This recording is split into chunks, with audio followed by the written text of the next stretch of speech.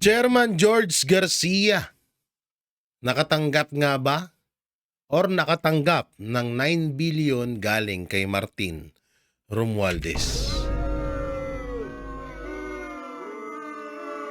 At eto, mga iba pang mga relihiyon, kung anong ginawa sa KOJC ay maaaring gawin na rin sa kanila ng administrasyon. Grabe to. Akala mo ba, Chairman George Garcia, nakalimutan na kita? I'm here again. Total, sobrang ingay mo naman. Pag-usapan naman natin yung mga dapat nating pag-usapan na kinakaharap mong mga reklamo. Bakit tahimik ka ngayon dito? Ha? Bakit kaya tahimik si Chairman George Garcia? Hindi kaya totoo nga talaga ang 9 billion na ibinigay sa kanya ni Martin Romualdez? Ito yung mga, alam nyo, ito yung mga gustong-gusto kong mga pinag-uusapan. Etong mga ganito. Alam nyo kung bakit? Alam nyo, kasi ito si Chairman George Garcia. Sobrang ingay sa issue ng mga senador na di umano'y tumanggap ng mga donasyon. Pero ang tanong, kamusta na yung 18 million overvoting na hindi mo pa rin maipaliwanag ng maayos hanggang ngayon? Kamusta yung 150 million na ginastos sa balota at ibinasura mo? Wala.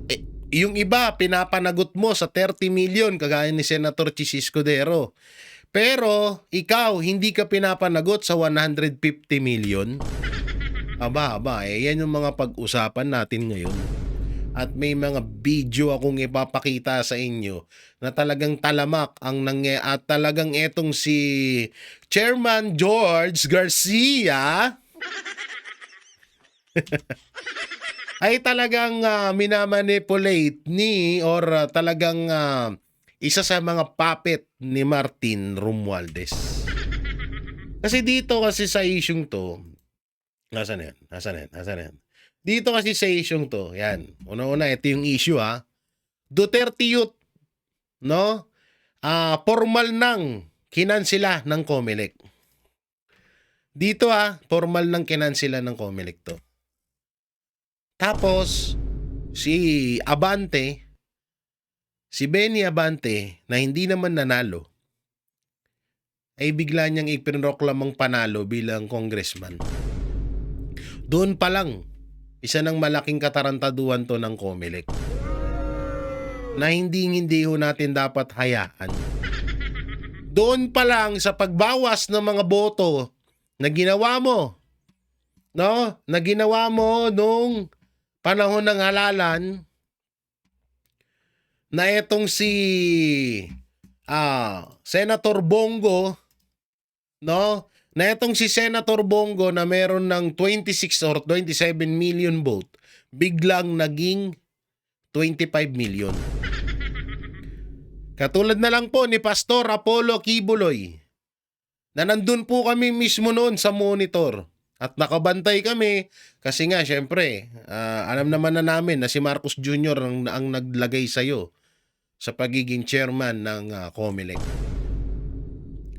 Nagulat ho kami nung mga time na yon na bigla na lang nabawasan ho ng halos 3 or 2 milyon ang boto ni Pastor imbis na pataas. At sobra din kami nagtataka noon na bakit sa lahat ng lugar na pang number 42 lamang or number 42 lang ang lahat talaga ay nakaprogram sa number 42 ang ranking ni Pastor.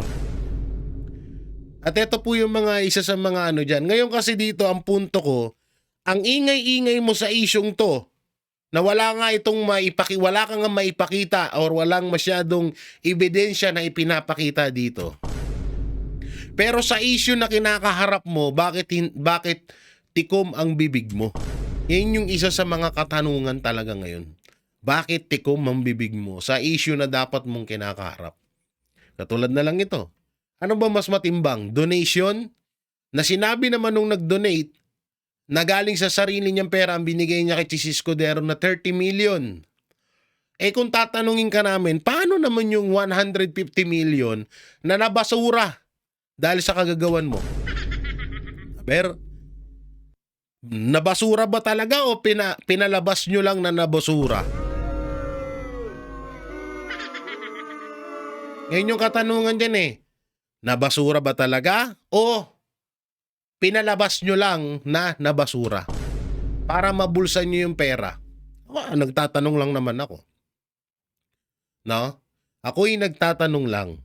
Yung katanungan ngayon. So ngayon, dito tayo sa video na to. Panoorin mo to Chairman George Garcia. Isa to sa hanggang ngayon na hindi mo pa rin masagot-sagot. Ang COMELEC na si George Garcia, willingly, kasabwat po iyan eh. Ang dami na pong pagpapatunay. Paanong naupo yung asawa ni Martin Romualdez? Yung Yeda. Malinaw po sa ating saligang batas. Saligang batas na po ito hindi pwedeng mas mataas ang COMELEC. Lalong hindi pwedeng mas mataas ang chairman ng COMELEC na si George Garcia sa ating saligang batas. Ulitin ko dito nagsimula ang problema ni Bongbong Marcos.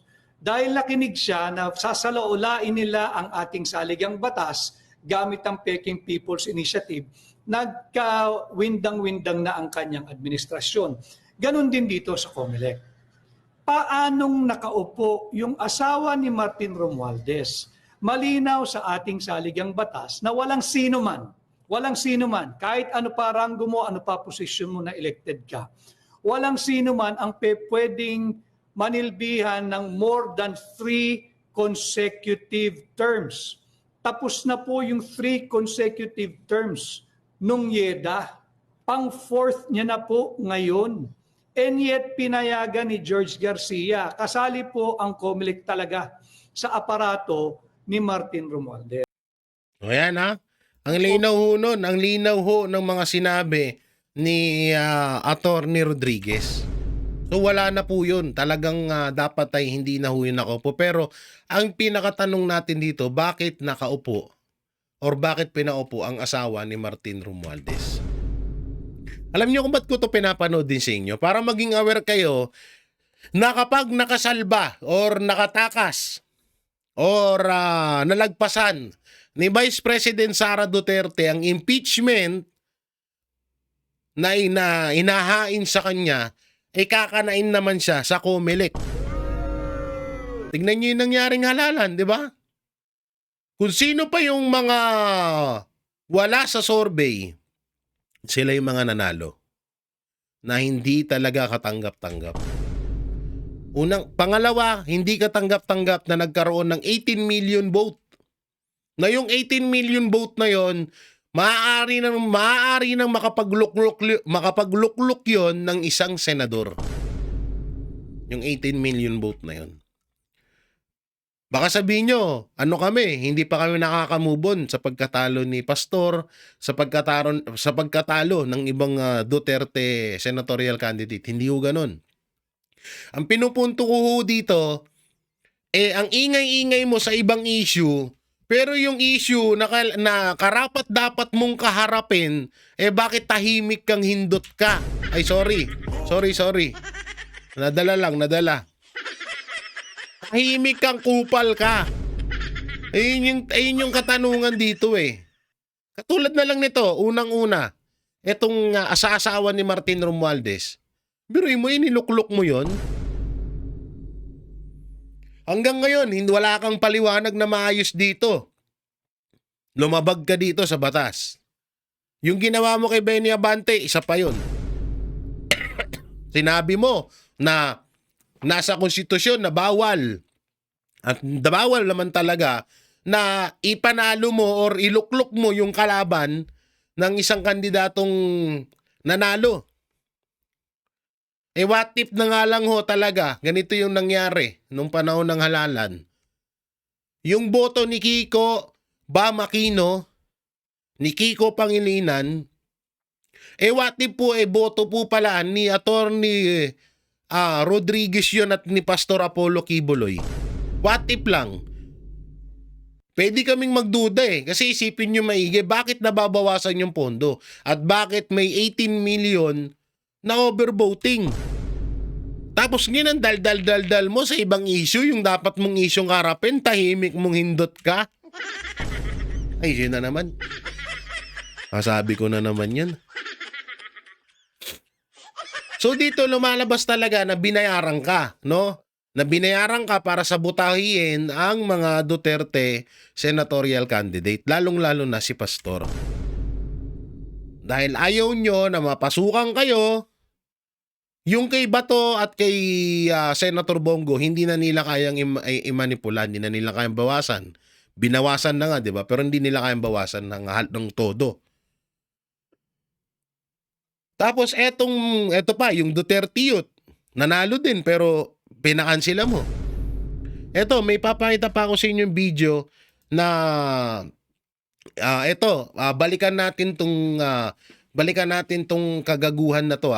Etong kagaguhan ng mga sagot ni Chairman George Garcia mapatungkol doon sa nangyaring halalan.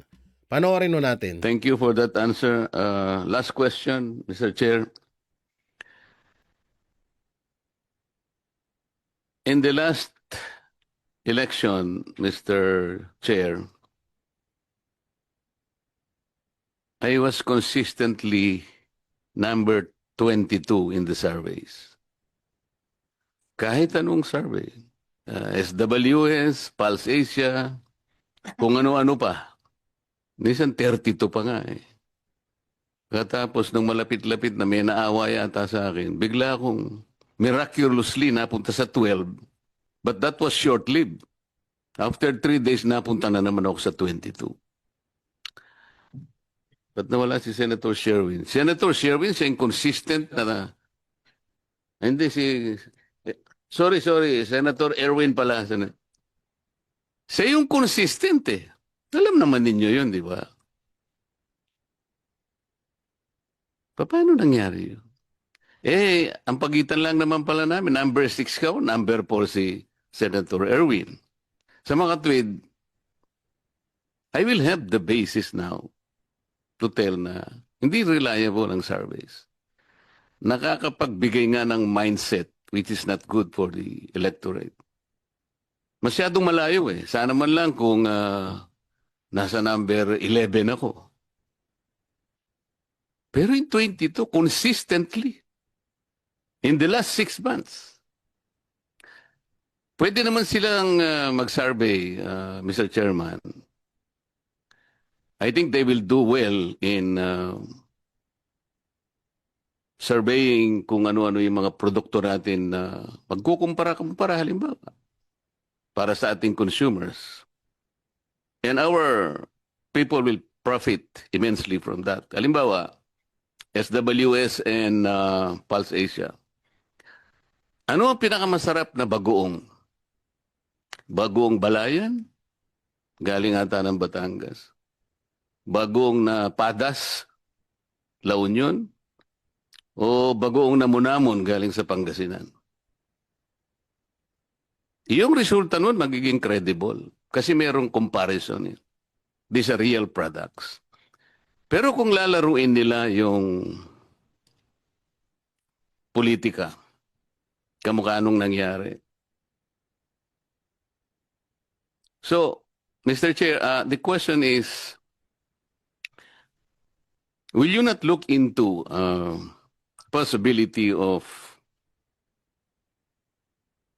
not letting the surveys kung ang pag-uusapan ay yung politika. Sa produkto na lang, okay. Sa services, magagaling na services ng ating mga companies. Pero kasi napaglalaruan nila eh. Knowing that yung pagsasurvey, sapagkat ito, alam ko, dito pinagkukunan ng mga funders. Yung, alam mo na, yung maraming funders. Right or wrong, they will have to base their judgment kung sino yung gusto nilang tulungan financially. Kung ano yung survey. So kung talagang ikaw ay nasa 22, malamang hindi ka talaga. Masyado malayo ka na eh. O, pakinggan niyo yung sagot Maring dito ni ikaw ang Garcia. pinakamaganda lalaki. Ay malayo ka eh.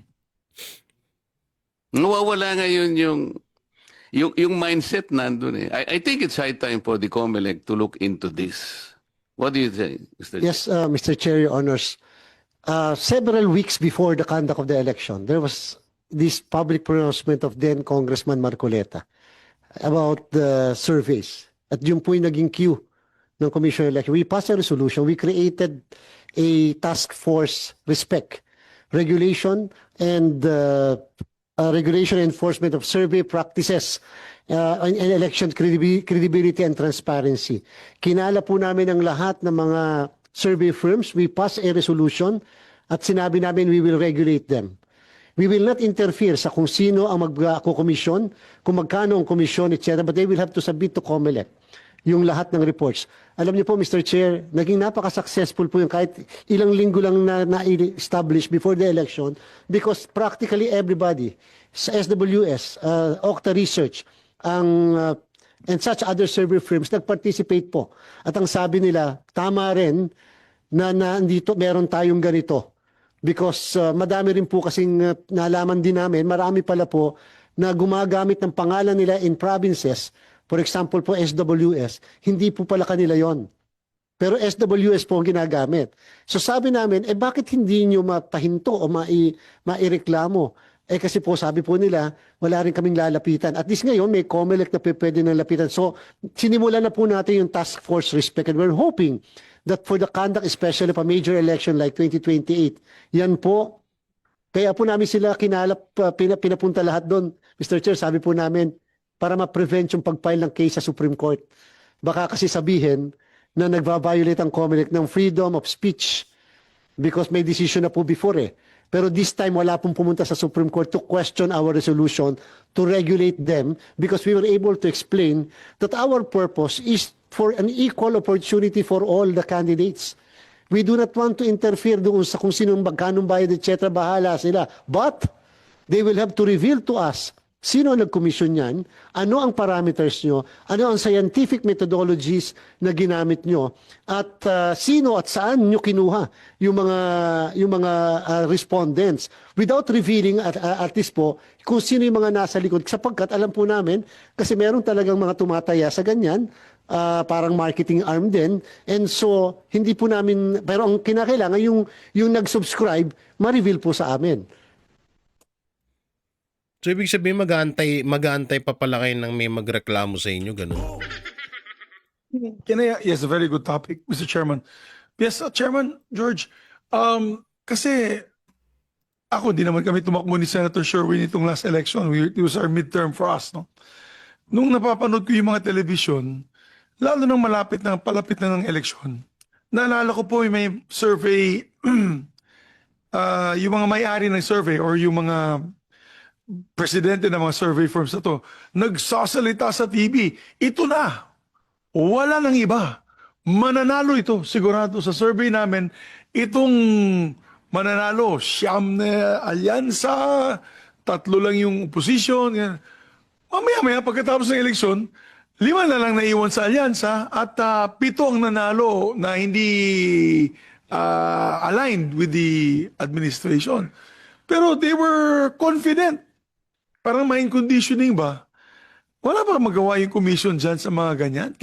Although it's freedom, I know it's Tsaka ito pa, yung about kasi dyan sa totoo lang, dapat matanggal na yung survey na yan. Wala naman talagang kwenta yan. Demo si Kiko at si Bam.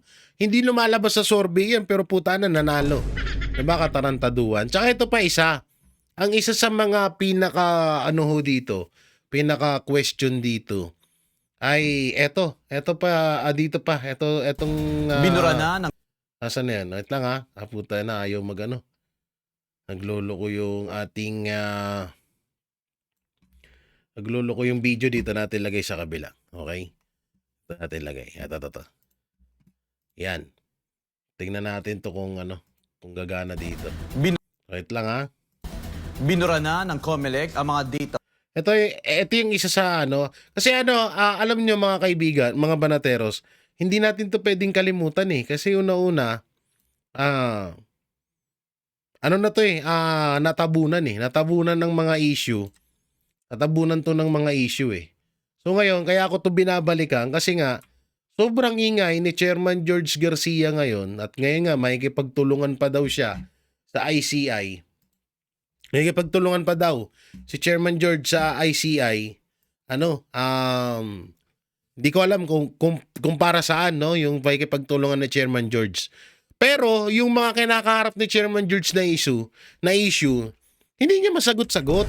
Yun doon ako nabubuisit. Babalikan natin mamaya yung video na isa. Dito muna tayo. Yan. Binura na ng COMELEC ang mga data files ng Voter Information Sheet o VIS at mga ballot face na ginamit sa May 12 midterm elections. Ito ay huling bahagi ng printing process upang matiyak na hindi na magagamit ang mga ito sa susunod na halalan. O, tingnan mo ha. O, binura na, no? Samantalang, sa totoo lang, magkakaroon dapat ng hearing about ata dyan eh. Natabunan lang yung issue dyan eh. Na ano bang tawag doon? Tagalogin ko na lang, magpabilang ulit or magkaroon ulit ng bilangan sa botohan. So paano halimbawa lamang halimbawa na nagkaroon talaga ng bayaran sa COMELEC, nagkaroon talaga ng pandaraya at naisagawa yung hearing. Ano pa yung may papakita or ano pa yung mahahalungkat ng mga nag-iimbestiga mapatungkol dito sa pandaraya ng COMELEC kung binuran nyo na? Malayo pa naman yung eleksyon. Buti sana kung eleksyon ngayon. Buti sana kung kinabukasan, eleksyon na naman. Pwede nyong gawin to, naburahin. Ang masama ho dito, matagal pa. Matagal pa yung eleksyon. So dito pa lang, naghihinala na kami na talagang may tinatago ka, Chairman George Garcia. Huwag mo masamain tong question ko sa'yo dahil ako'y isang botante na nagtatanong. At sa totoo lang, sobrang nakalimutan na ho ito. Natabunan na to ng issue. Dito sa issue ng yung katanungan sa'yo na about sa overvoting, nanahimik ka. Yung katanungan na may nangyayaring dayaan sa COMELEC, nanahimik ka. Yung kay Abante sa Duterte Youth at sa asawa ni Martin Romualdez na hinalal mo ulit, nananahimik ka. Pero ngayon nang ingay mo na naman. Hindi naman sinasabi namin na wag mong aksyonan, wag mong gampanan yung trabaho mo. Ang punto kasi namin dito, lahat dapat nakatutok ka lang sa mga sa mga tinatawag na nakatutok ka lang doon sa mga tao na sumuway sa kagustuhan ni Martin Romualdez at ni Marcos Jr. Kagaya nito ni Senator Chis Escudero, Villanueva. Diba? So bakit ganun? Yun yung hinahanap namin. Ito, isang patunay na ebidensya na talagang may tinatago kayo. Ang layo pa ng halalan. Naglinis agad kayo ng record. Katarantaduhan Si yun. Margaret Gonzalez sa balita. Hindi na rin pinatagal pa ng COMELEC ang mga data files No, diba? ng Voter Bakit? Information Sheet o VIS sa kanilang sistema. Matatandaan na 68 milyong VIS ang inimprenta ng COMELEC kung saan mayroon itong 4 na pahina nagsilbing gabay ng mga botante sa pagboto noong May 12 midterm elections. Didelete po natin ang files. Ang mga soft copy ng VIS burado na ng Ballot Printing Committee sa pangunguna ni COMELEC Commissioner Ray Bulay sa Satellite Printing Office ng NPO sa May Kawayan, Bulacan bilang bahagi daw yan ng pagtatapos ng printing process dahil tapos na ang eleksyon.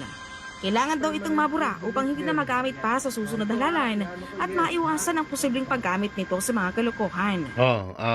Kailangan daw burahin kasi baka gamitin daw sa kalokohan sa eleksyon. Matagal pa eleksyon eh. Noong nalaman nyo na magkakaroon ng hearing mapatungkol sa dayaan dyan sa COMELEC at doon sa hinalang overvoting na umabot na 18 million, bigla nyong pinabura yung mga files. Tapos ngayon, biglaan tumahimik. Tapos ngayon, putang ina, puro may nakita na po kami, mga senador na tumanggap ng mga donation. 150 million mo. Yung 150 million ng COMELEC na binasura. Ba't hindi nako-question yun? Diyan kami nagtataka. Kaya may papakita ako sa inyo about sa 9 billion na ibinigay di umano ni Martin Romualdez kay COMELEC Chairman George Garcia. Pwede kang gumawa ng voter information sheet in this case, tapos guluhin mo yung presinto para hindi makaboto. Voter disenfranchisement, maraming pwedeng gawin sa data na ito. At kung maalala nyo, yung data na yan ay sagrado according sa data privacy. Bago ito, una nang binura ng Ulol. COMELEC ang data files ng mga ballot face na Lokohin mo, ginamit ng lola May mo. 12 midterm elections. Ang pagbubura nito ay sinagawa sa National Printing Office sa Quezon City. Paglilinaw ni Bulay, soft copy lamang ang kanilang binura at ang mismong balot ang ginamit ay nanatiling nakaimbak sa mga ballot box. Hindi raw totoo na ang Soft pagbubura copy ng lang, ha? files ay Tandaan nyo to, ha, soft copy lang. paraan ng poll body upang maitago ang anumang pandaraya sa lalan.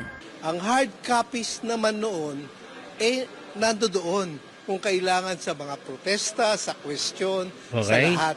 Okay. So hindi po totoo na kapag dinilit namin dito, wala nang magagamit yung mga magrereklamo o wala nang trace kung nandaya ang COMELEC or what. O kaya naaasahan natin yan kasi ito ang mangyayari dyan. Dapat ulit na mapag-usapan ito sa hearing. Kasi ito sa totoo lang, sobrang sawang-sawa na ho tayo sa usapang flood control na alam naman na natin na walang mapapanagot. Sabi nga ni Boyeng Remulla, 3 to 3 years pa bago may makulong, bago may mapanagot sa issue ng flood control scam. So kung ipagpaliban natin yung flood control scam at dito tayo tumutok sa nangyaring dayaan sa COMELEC, mas maganda siguro. 'Di ba? Baka yung mga nag-iinasong mga senador sa Senado ngayon, mga hindi naman talaga nanalo yung mga yan. Malay natin, malay. No? Anak ng teteng, nakapokus kayo sa ibang issue, pero tong problema nyo, hindi nyo ina-actionan. Ulitin ko, sabi nila, ang binura lang yung soft copy, yung hard copy, nasa kanila daw. So, kapag hiningi ng Senado yan, pag dumating ang hearing, mapatungkol dito sa nangyaring election sa 2025, ewan ko na lang kung itutuloy pa ba ng mga nanalong senador. Pag hindi ho tinuloy ng mga nanalong senador, lalong-lalo na sa Duterte senatorial candidate, medyo katawa-tawa ho yun, Kasi lumalabas po niya na wala na silang pakialam sa hustisya ng taong bayan porket nanalo na sila. Aasahan pa rin natin yun sa kanila yan. Ang lahat po yan ay presente sa loob ng ballot box, sa lahat ng field offices at nag-iintay kung gagamitin sa protesta. Okay. Sabi ni Bulay, wala na raw dapat burahing files sa ilalim ng Ballot Printing Committee. Samantala pagdating naman sa Bangsamoro Parliamentary Elections sa Oktubre, ayon kay Bulay, hindi pa nila napag-uusapan kung mag-iimprenta pa ng VIS pero tiyak na mag-iimprenta sila ng mga balota na gagamitin para sa roadshow.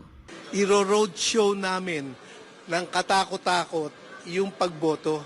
Nagpo-provide si Deda Helen ng 50 ballots na pang roadshow per barangay, sa lahat ng barangay na yon. Since ganun lang ang boboto, mga 2.4 million, maiikot na namin yon, makikita nila yung balota personal at ide-demo yung pagboto. Ayan, O ngayon, eto. Mabalik tayo dun ulit sa... eto pala, hindi pala mamaya na. Eto po. Ano yung inaasikaso ngayon ng COMELEC? Eto po yung inaasikaso ng COMELEC. Kakabalita lang ko nito, 2 minutes ago lang. COMELEC handang makipagtulungan sa ICI. COMELEC handang makipagtulungan sa ICI kaugnay diba? ng kandidatong tumanggap ng donasyong galing sa government contractors. Si Madeline Villar Moratillo sa detalye ng balita. Mads?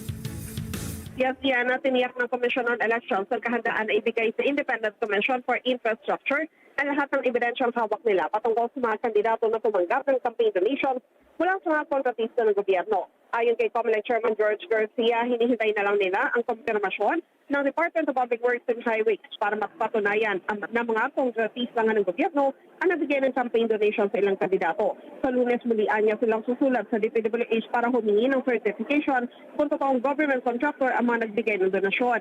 Ayon kay Garcia, mahalaga na sabing certification dahil gagamitin ito bilang ebidensya ng COMELEC sa posibleng pagsasampa ng kasong kriminal laban sa mga lalabag na kontraktor at kandidato. Mapapatunayan lumabag, pwedeng maharap sa reklamo na paglabag sa Section 95C ng Omnibus Election Code.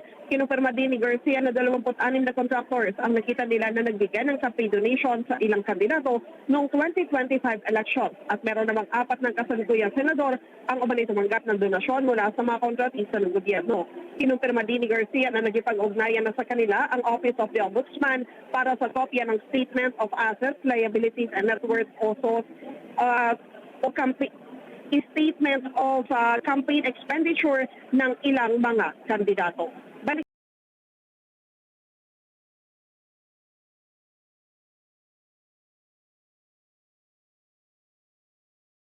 Sorry, wala pala akong boses, hayop. O yan ha, mangingialam daw si Chairman George Garcia.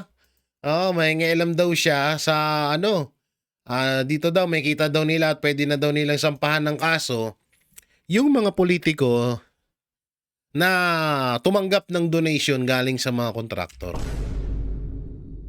Pero yun nga, uulitin ko, Chairman George Garcia, di ba dapat ka rin matanggal at dapat ka rin imbestigahan dahil tumanggap ka rin ng 9 billion galing kay Martin Romualdez. Eto, yan Chairman George Garcia 9 billion karagdagang budget hinihingi ng COMELEC. Ang pagkakaalam ko kasi is naibigay na to.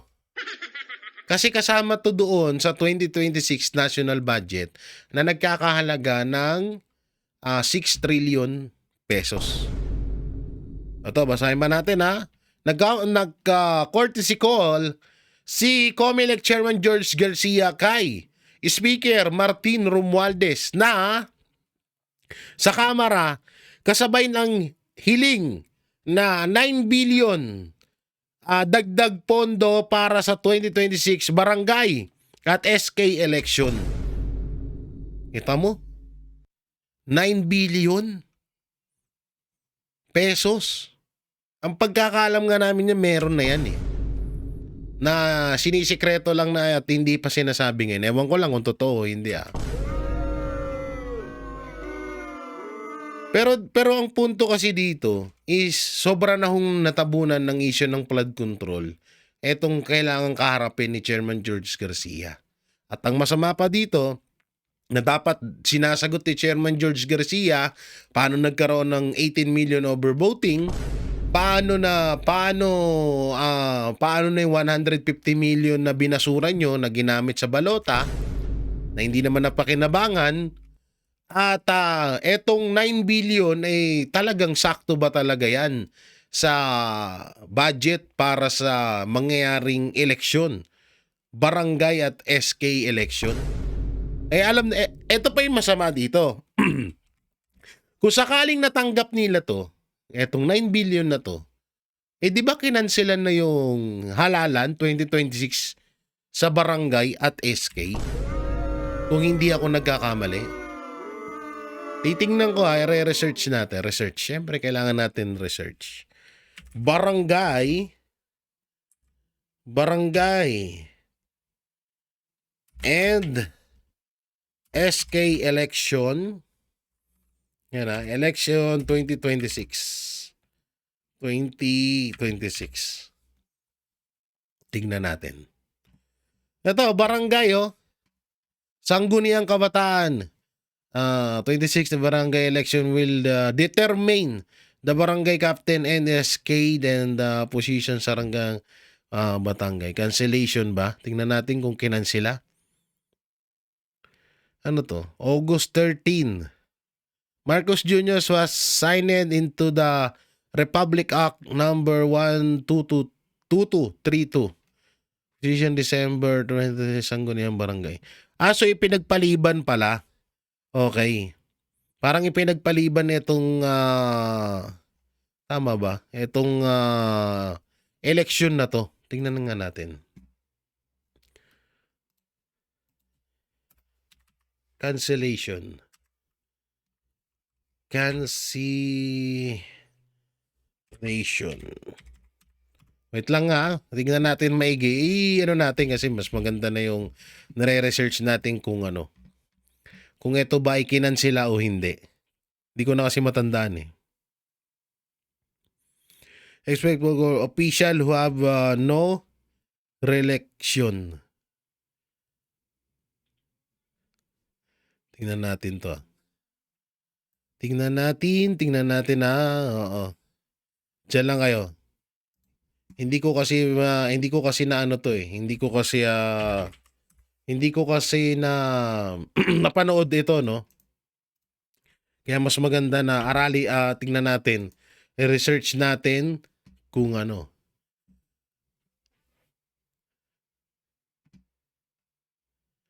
Ito noong Agosto 14 nilagdaan ni Pangulong Marcos ang panukalang batas bilang batas na ipinagpaliban ang halalan Nobyembre 2026. Patay. Ayan na nga ang sinasabi ko. Pinalawig ang termino ng pinalawig ang mga termino. Pinalawig ang termino ng mga nanunungkulang hanggang sa panahong iyon.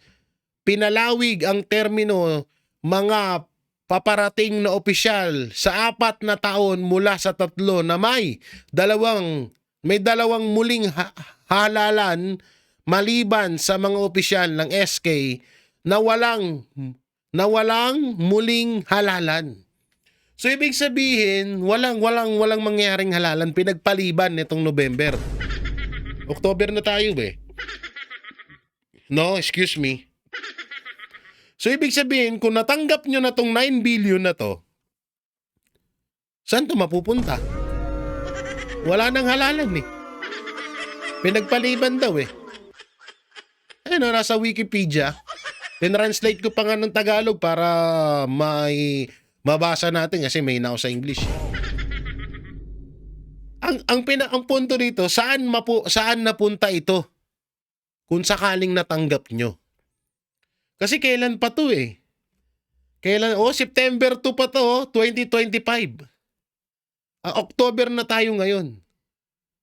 At kailan lang din inaprubahan ng Kamara ang 2026 national budget. So ibig sabihin, maaaring nakuha nyo na tong 9 billion pero kanselado naman yung, kasi nakalagay 2026 barangay at SK election. 'Di ba? So itong 9 billion, dyan nyo gagamitin yan. So paano nyo gagamitin yan? Ay kanselado nga. Ay tayo dyan. Kaya sa kapwa ko mga vlogger dyan, kung hindi man kayo mga banateros, kasi kami sa banateros, wala din kami, kanya-kanya din kami ng content eh. Kung ano yung mga gusto namin pag-usapan. Dito kasi ako nahiwagaan, kaya talagang ito yung ginusto kong pag-usapan. At sawang-sawa na rin ako sa flood control dahil alam naman natin na pinagluloko lang tayo ng mga hype na yan.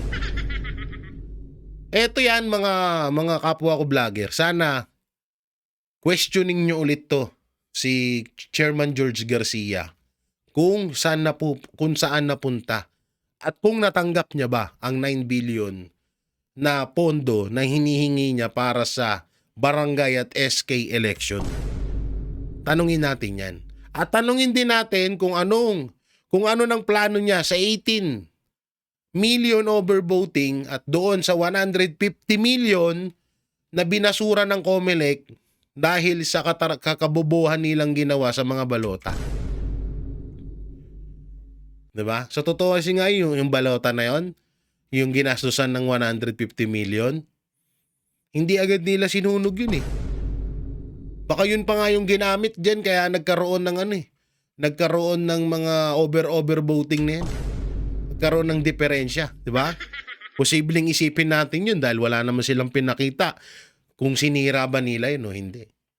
So ngayon Chairman George Garcia nananawagan kami sa iyo na i-explain nyo po ang 9 billion na hinihingi yung karagdagang budget sa COMELEC. Kung saan na po kayo napunta. Punta na po kay Chis Escudero.